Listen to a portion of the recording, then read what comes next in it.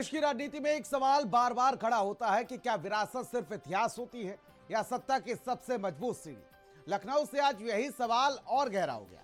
PM Modi ने जिस राष्ट्र प्रेरणा स्थल का उद्घाटन किया वो सिर्फ एक पार्क नहीं बल्कि बीजेपी के वैचारिक राजनीति का भव्य मंच है। 5 फीट अगर बात की जाए तो ये मूर्तियां अटल बिहारी वाजपेयी, श्यामा प्रसाद मुखर्जी और दीनदयाल उपाध्याय एक ही स्थान पर एक ही संदेश के साथ। ये सिर्फ पत्थर और कांसे की संरचनाएं नहीं है बल्कि वो विचार हैं जिन पर बीजेपी अपनी राजनीति और नीतियां खड़ी करती है। सवाल ये है, क्या ये विरासत को सहेजने की पहल है या चुनावी सालों में भावनाओं को जगाने की रणनीति है?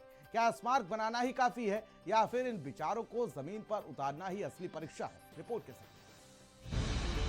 राष्ट्र प्रेरणा स्थल उस सोच का प्रतीक है जिसने भारत को आत्मसम्मान, एकता और सेवा का मार्ग दिखाया है। देश की राजनीति में एक सवाल बार बार उठता है, क्या विरासत सिर्फ इतिहास होती है या सत्ता की सबसे बड़ी सीढ़ी?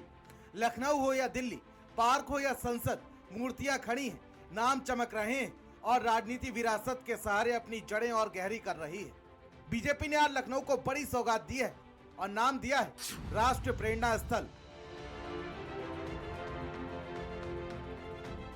लेकिन क्या राजनीति सिर्फ विचारों से चलती है या फिर नाम और खानदान भी सत्ता की कुंजी है? पीएम मोदी आज लखनऊ पहुंचे थे और राष्ट्र प्रेरणा स्थल का उद्घाटन किया।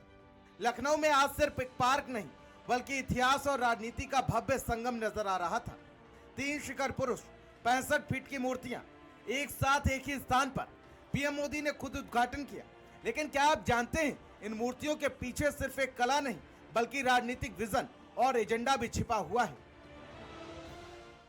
उत्तर प्रदेश में 2027 विधानसभा चुनाव होना है। उससे पहले लखनऊ में राष्ट्र प्रेरणा स्थल का उद्घाटन खुद प्रधानमंत्री नरेंद्र मोदी ने किया है। ये उद्घाटन काफ़ी चर्चा का विषय बना हुआ है। दरअसल 3 महान वीरों की मूर्तियां वहां पर स्थापित हैं। फिलहाल 2027 में इन्हीं एजेंडों पर बीजेपी चुनाव लड़ने के मूड में है। अटल बिहारी वाजपेयी, श्यामा प्रसाद मुखर्जी, दीनदयाल उपाध्याय, ये मूर्तियां नहीं, संदेश। अटल बिहारी वाजपेयी, श्यामा प्रसाद मुखर्जी और दीनदयाल उपाध्याय तीनों के विचार और एजेंडा आज भी बीजेपी की नीतियों में जीवित है। राजनीतिक जानकार मानते हैं विरासत की सियासत चुनावों से पहले भावनाओं को जगाने का सबसे असरदार हथियार है। किसी के लिए गौरव है, किसी के लिए एजेंडा।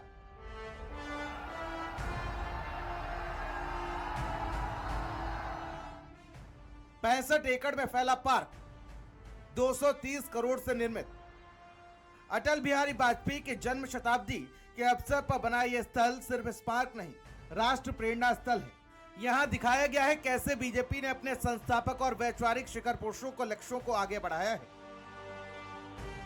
श्यामा प्रसाद मुखर्जी का कश्मीर एजेंडा, अटल बिहारी वाजपेयी का राष्ट्र नेतृत्व, दीनदयाल उपाध्याय की अंत्योदय सोच।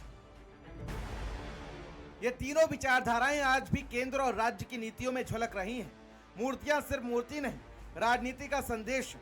मोदी सरकार की उज्ज्वला योजना, आयुष्मान भारत, जनधन योजना, मुफ्त खाद्यान्न योजना और पीएम आवास योजना, इस सबका संबंध सीधे दीनदयाल उपाध्याय के अंत्योदय एजेंडे से।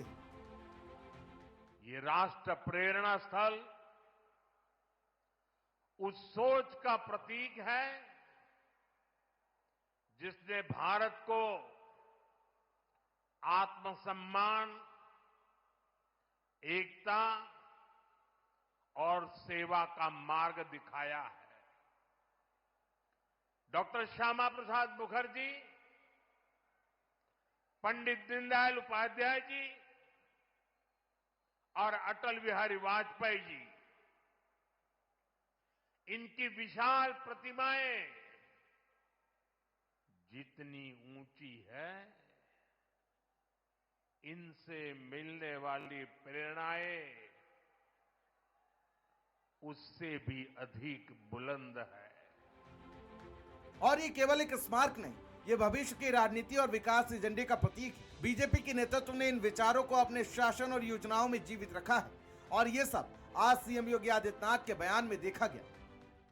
भारत माता के महान सपूत, महान विचारक पंडित दीनदयाल उपाध्याय के सपनों का वह भारत जिसमें अंतिम पायदान पर बैठे हुए व्यक्ति के जीवन में एक नया परिवर्तन होता हुआ दिखाई देता है और पिछले 11 वर्ष में 25 करोड़ लोग गरीबी रेखा से ऊपर उठ करके एक सामान्य नागरिक के रूप में अपना जीवन यापन कर रहे हैं।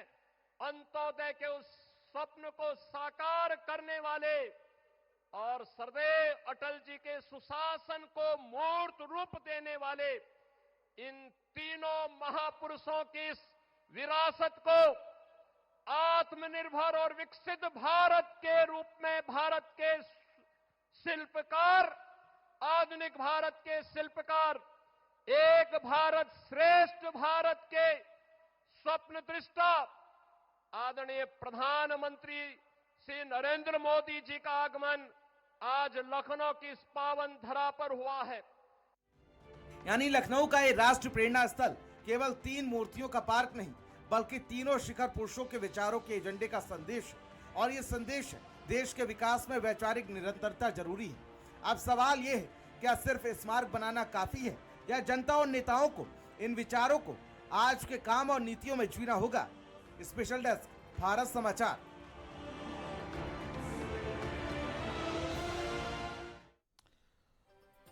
और भारत 360 में फिलहाल मेरे साथ इतना ही।